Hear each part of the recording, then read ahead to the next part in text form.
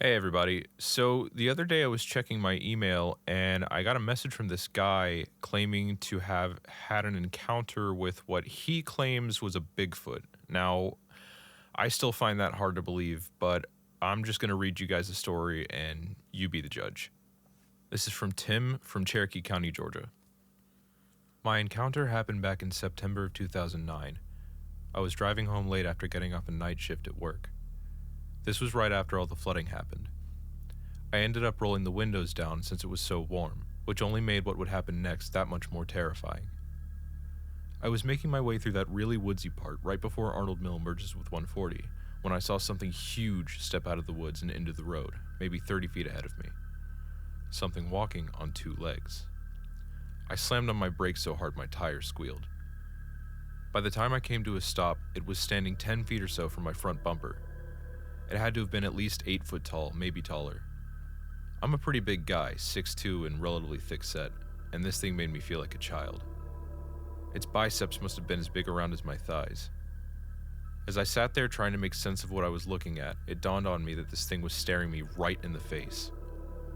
I don't know how it could see me with the headlights on, but it seemed to know exactly where I was in the vehicle. I was completely frozen with fear. It was at that point that I was able to get quite a good look at this thing, and trust me, I will never forget it. It was covered in dark, short to medium length hair, everywhere except the underside of the hands and feet. The arms were long, and it was barrel-chested with broad shoulders. Definitely a male, if you know what I'm saying. There was no neck from what I could see. The shoulders just came right up to the side of its head. Couldn't see any cone shape like on a gorilla. The face was human-like, but closer to something like a caveman or Neanderthal. Most of it was covered with hair except for the cheeks and nose. The expression was, let's just say it didn't seem at all pleased with my being there. We stared at each other for what felt like minutes. Then, out of nowhere, it just walked off, same direction it was headed before I almost hit it. As soon as I saw it disappear into the brush, I floored it as fast as my poor truck would go.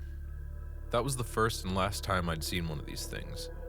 Before that, I just thought they were another fairy tale like Santa Claus or the Tooth Fairy. Now I know better. There aren't too many things that scare me, but one thing's for sure. That is the most terrified I have ever been in my life, and I do not care to go through it ever again. You may not believe in these things, Jimmy, but I'm telling you from personal experience. They're out there.